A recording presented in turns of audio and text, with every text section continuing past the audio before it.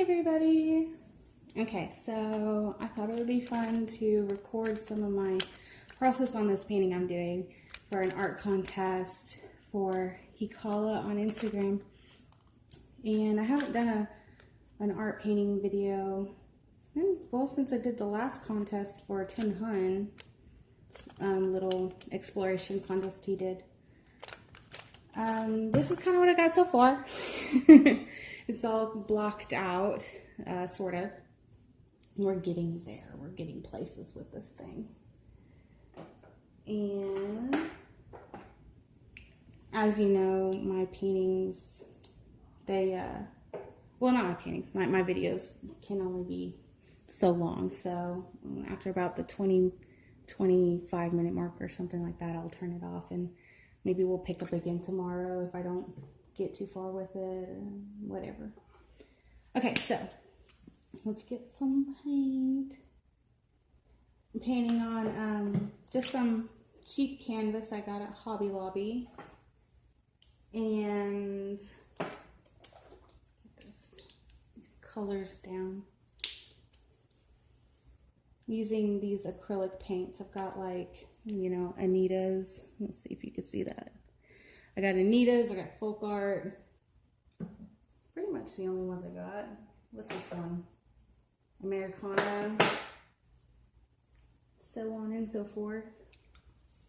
Some silver. I've got my reference drawing I've done. This is kind of what hopefully it'll end up looking like. Doing like this forced perspective. The original, like, draw this in your style challenge was just the top of the girl, but I wanted to really push myself to do something I've never done before, which is obviously this. And let's see if I can get this back where I had it. There we go. You know, just going outside the box with it. Sometimes when you try new things, you can surprise yourself, you know, and you end up doing something you never thought you'd be able to pull off if you hadn't tried. This is really thin, so this is going to take a couple of coats using like this silvery gray color. Originally, when I drew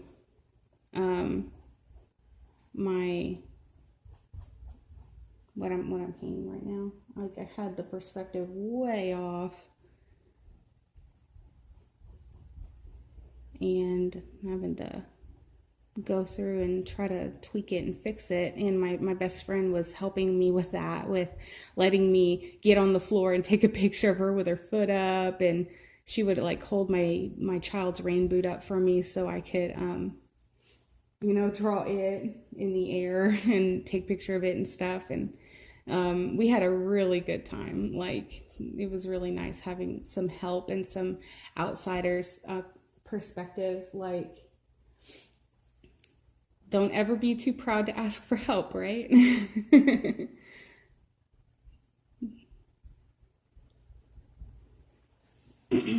Cool.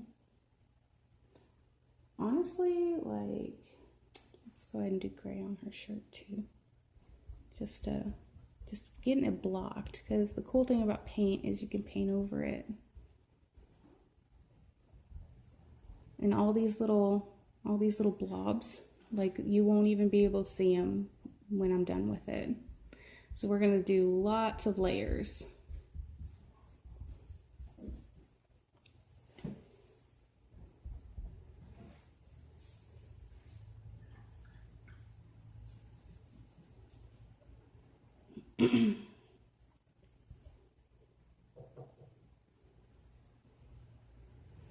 I remember the very first major painting I ever did.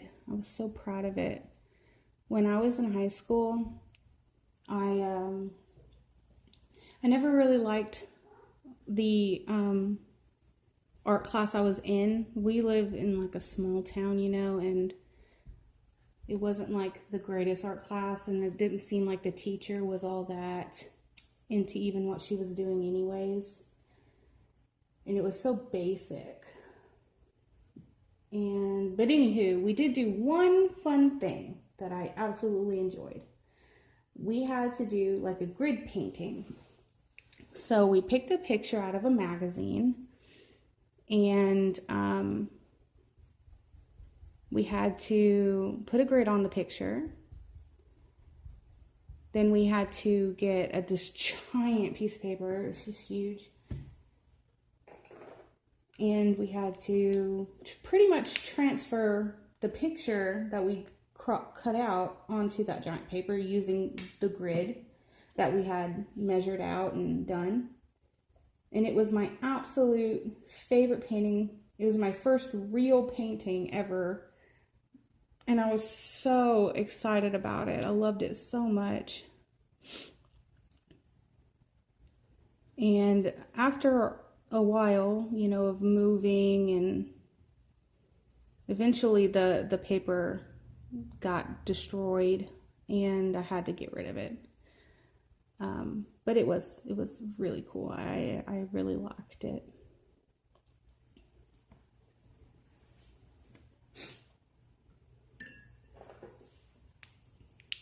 It kind of sparked my interest for painting. I went years and years without painting again, just doodling and drawing and stuff. And whenever my senior year, we moved to a different city in a bigger school, and we got to do way better art projects, like really fun stuff. Excuse me. And anyway, I enjoyed that art class way more. Like, the teacher is phenomenal. And so anyway, yeah. After high school, though, you know, I got back into painting and stuff on the side a little bit. And I did a few commissions. I learned very quickly that I don't enjoy doing commissions because people tell you that they love your artwork, they love your style, until money is involved. And suddenly you're not good enough anymore. And that hurts a little bit. It hurts your pride and your ego and hurts your psyche. I just don't do commissions anymore. Also, I was totally underpricing my commissions. Like, I never really got into it hardcore. I wasn't very popular, like people didn't know me, you know. So I didn't feel like it was justified to charge someone a bunch of money. So when I charged for my commissions, I would charge like $20, $40, you know, just things like that. And apparently it was just too expensive because people get really picky and whatever. Paintings turned out really cool, though. One of my favorite ones I did was for one girl. I used to work with her. That's how, like, we knew each other, and she followed me on my Facebook back when I had Facebook. And she contacted me and said, hey, I'm wanting to do some paintings of my kids. Can you do that? And I said, sure, absolutely.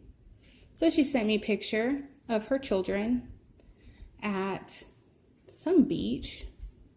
I don't know the name of the beach, but it had like a statue of some dolphins, and the kids were in front of the statue, and I pretty much just recreated the picture, and on a canvas about this size, you know, this isn't a very big canvas, it's like a medium-sized one, and I charged her like, I don't know, $25 for it. And she liked it so much, she asked me if I could do another painting for her mother, with all their grandkids. And it was like 7 kids. And this painting was huge. It was like an 18 by 24 canvas. It was massive. And the whole thing took me like 2 weeks to paint. And it was horizontal. And the background, I didn't have like a picture of them all together. She sent me pictures of each kid individually. So I painted them all in a row. And behind them was like a bridge with these stone, like, with these big stone pieces that were kind of crumbled.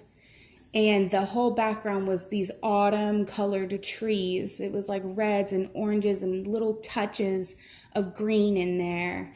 And it was just huge. And I sent her the picture of what it looked like. And she said, fix the faces. So I did. I fixed the faces. She loved it. And I sold that one for $45. And my husband was like, oh my gosh. He said, you put all that work into it though. And I said, yeah, but I mean, it's not like I'm really popular or anything. It's not like, you know, people know me. And he said I should have definitely charged more for what I did.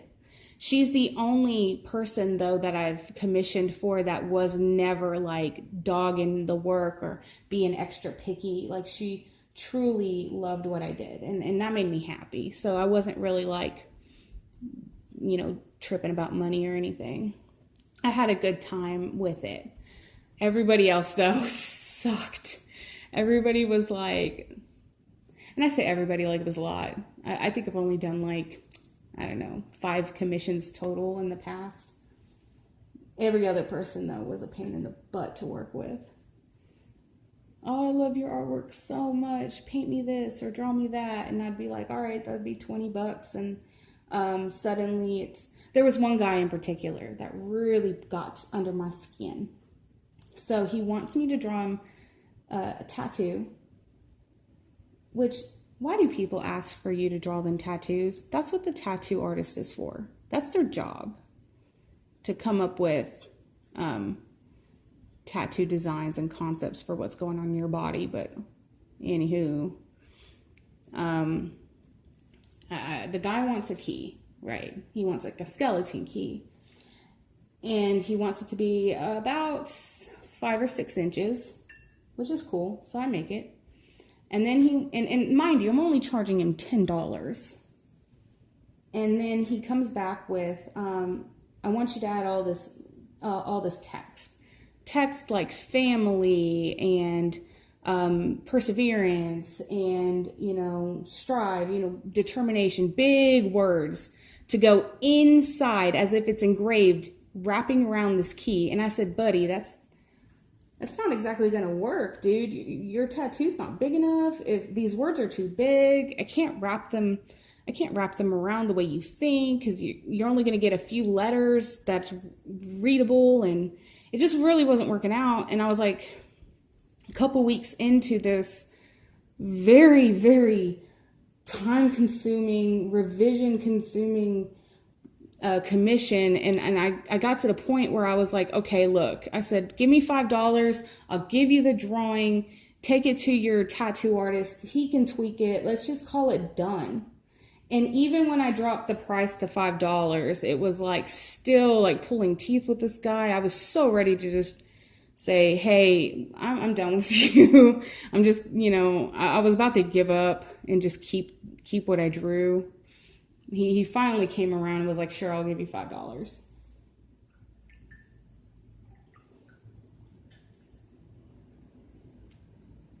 So yeah, I just can't even.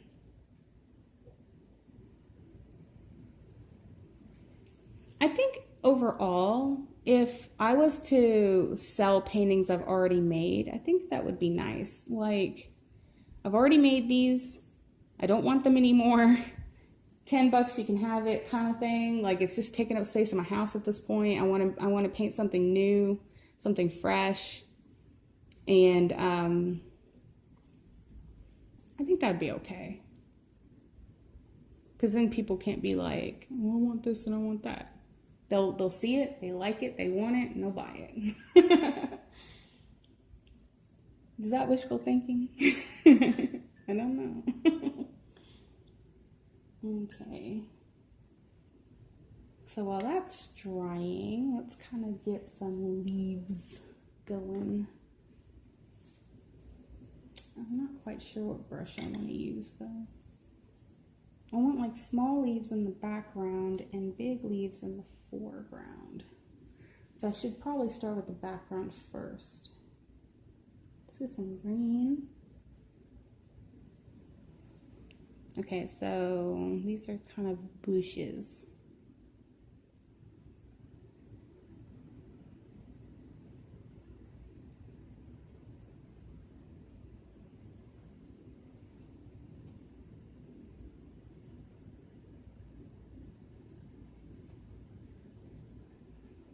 It always like blows my mind watching Heikala paint. I don't even know if I'm pronouncing her name right, like her Instagram name. Heikala, whatever. But like she does like a lot of like watercolors, I think.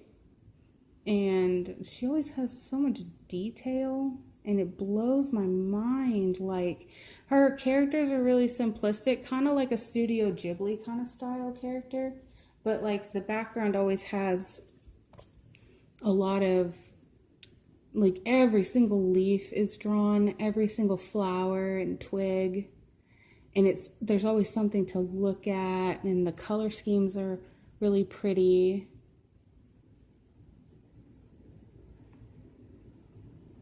And I'm not good at doing too many details like that, so in that aspect this painting is going to be a challenge. It's going to be a lot of layering and tweaking and stuff to like make it look good. This thing's going to take a couple of days. It's definitely not what I'm used to. But that's good because, I mean, like I said in the beginning, you don't know until you try, and you won't get better unless you practice, you know, and you just gotta keep going. Eventually you'll find a technique that works for you, and your stuff will shine.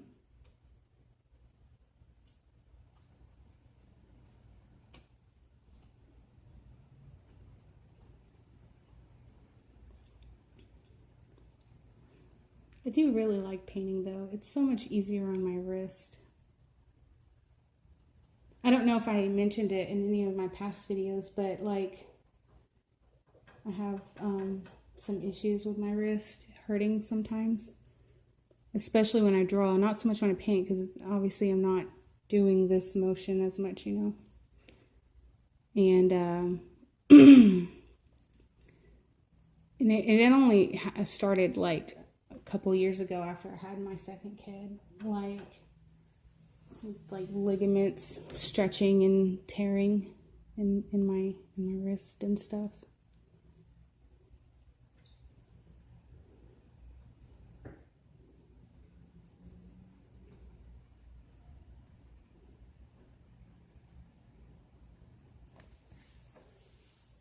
And sometimes I have to wear a brace, which can like make it hard to. Wearing a brace can make it hard to draw. And at that point, I usually just, instead of putting my brace on, I just stop and take a break.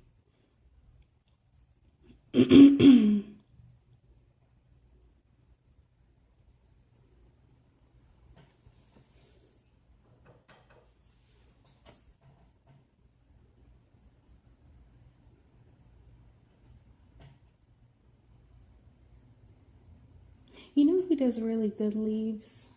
There's this girl on Instagram. Her name is like Anita Love Art or something like that, or Anna Love Art or something along those lines. And she does like paintings on globes and stuff. And her leaves are so pretty. Like she loads up her brush with like a couple of different colors, and then she just whoop, she like presses and comes down to a point. I wonder if I can like do it. Let's practice it. Let's see. Let's put two colors. And she just kind of, let's do it here. Presses and then like that. And that's her leaf. She like does again. Press. That's pretty. I think because I'm just dabbing these, this is kind of what it's looking like right now. because I'm kind of just dabbing these background ones. They're meant to be more blurry, but I'll get a bigger brush and I might try that technique in the foreground, you know, and make these big, actually pointy leaves, and that might be good.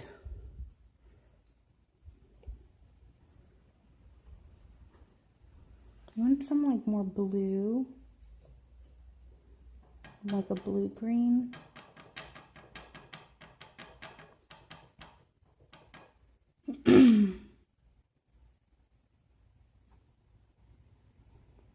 Little dots. You're probably looking, oh, sorry. I'm holding this thing. You're probably looking at it like, this looks like shit. It's not gonna look bad in the end. This is just stage one. Let me kind of like take you to some of my other landscape paintings, just to kind of show you that I'm not a total dope. Excuse my house. My house is a mess. Okay, let's see. Okay, so we have this one. This is like my Bob Ross painting. Obviously that's Bob Ross. Oh, and then I added that volcano in the background, so I call it Dante's Peak. It's in color, it's just the lighting in my room is kind of crap, so it kind of looks black and white a little bit. Anyway, it's very muted. And then it's my bathroom. Boop. Okay, these are my babies right in front of my toilet, so I can look at them every day. So yeah, there's that one. And then there's that one. It's like my favorite. So yeah, they kind of start out looking very blobby and blocky, and then in the end, they turn out pretty dang good. So I'm proud of them. Whoop. See me avoid, did you see me avoid my mirror like a ninja? Just like, y'all don't look at me. All right, so anywho, welcome to my house. It's a mess.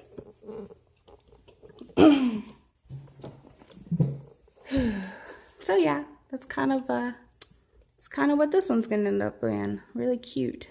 I kind of do like the little brush swirls. I don't normally do that, but I like it because it makes it look like it gets so surreal, you know? So I want to kind of do a good blend of real like texture, but also, you know, texture is in like grass and stuff. Like a blend of grass, but also blobs. Yeah.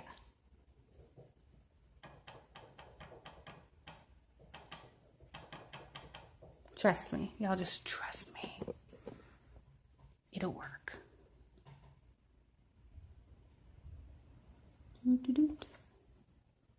Couple of dabs here. And the original pictures got some like purple flowers and stuff, so I mean I'll have little purple flowers all in here too.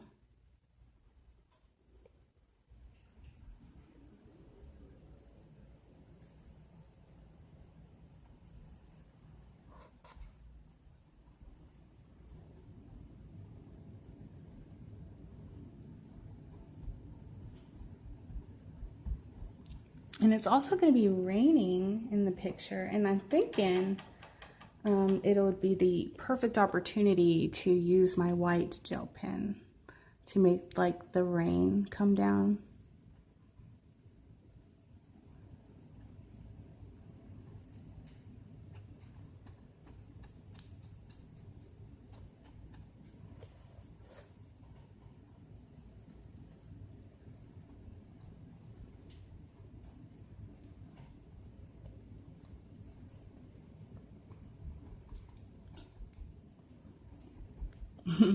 There's so much like angst going on YouTube right now. I watched so many videos of other artists and crafting videos and stuff, and like this one chick was grapping about how YouTube's changing up their rules about content and people getting paid, and if your channel is geared towards kids, and they're not going to pay you, and so on and so forth. And And it's so funny. I guess from my perspective, no, I don't get paid by YouTube. I only have a few subs, and I love every 27 of you. Y'all are amazing. Thank you for liking and commenting my videos, because I love hearing from you guys, and I love asking how your day is going. And I hope you all having an amazing day. And I don't ever envision myself getting popular or getting big anyways. But even if I did, even for some act of God that I did get popular and people really liked watching my stuff, like, it's not even about the money. It's like, I just like to share my art, and I just like to do, this is such an extra thing for me. It's fun, and it's meant to be fun. You should never, I don't know, turn YouTube into a real career. Don't quit your job. Like, don't, because then when things like this happen, it scares people, and they're like, what am I going to do? What am I going to do for money? I don't know, McDonald's is hiring. Go be a graphic artist or something. Like, go find something to do. You can do it. You can still do this on the side, and it's okay. That's just what I have. That's just what I think about it. And I'm sorry if you disagree. You have every right to disagree with what I'm saying. 100%. And I won't even get mad about it. We all have a right to our opinions. And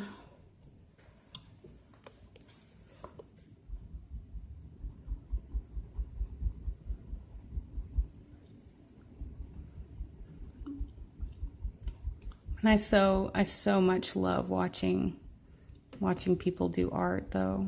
I love learning little techniques.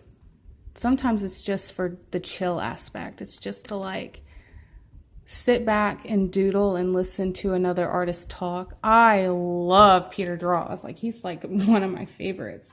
I could listen to that guy all day. I like his voice, and I like his personality. He's a cool dude.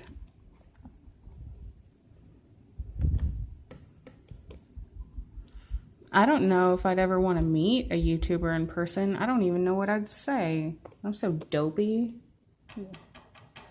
I'd probably just geek out and be like, I love you so much. You know? Here's these little dots are all coming together. Get that texture in. This is it. This is how you do it. You just dab, dab, dab, dab, dab, and you just keep dabbing until you get the effect you want. And when it comes to grass, like, you get one of these amazing brushes here. This one kind of sucks because all these beautiful unicorn brushes, they shed like a mother. I do have this one though. You get like a fan brush, or you get a flat edged brush like this, and you load up just the tip of the brush, so it's just like a dab, dab, dab kind of thing, like that. And then you put it to the paper, and you just doop, doop, and that's how you make grass. So easy. Like, painting is so easy. It's the best. So yeah, this is Stanley. Hey Stanley. Hey buddy. Please don't rub your face on that. No, don't baby. Don't do that. Go away. You need paint all over you. Not okay. All right, anyway, so that's about the end of my video. I hope you guys have an amazing night. Thank you so much for watching and listening to me ramble. And I'm going to keep working on this one. And I don't know if I'm going to finish it tonight or tomorrow or whenever. I won't record any more of it. But if you want to see the finished painting, y'all pop over to my Instagram in, I don't know, a day or two. And it'll be up there. And y'all can check out the finished piece. And if you like it, let me know if you found any of my little tiny tips helpful.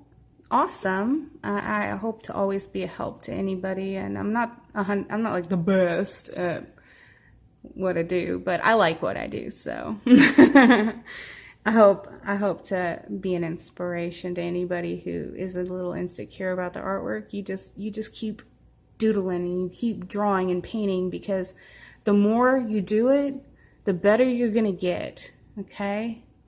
And no matter what level you're at or what level you think you're at, you know, your artwork is awesome. Just keep telling yourself that. My artwork is awesome. And yeah, so yeah, I hope you guys have a good night. I'm going to let you go and catch you on the next video, okay?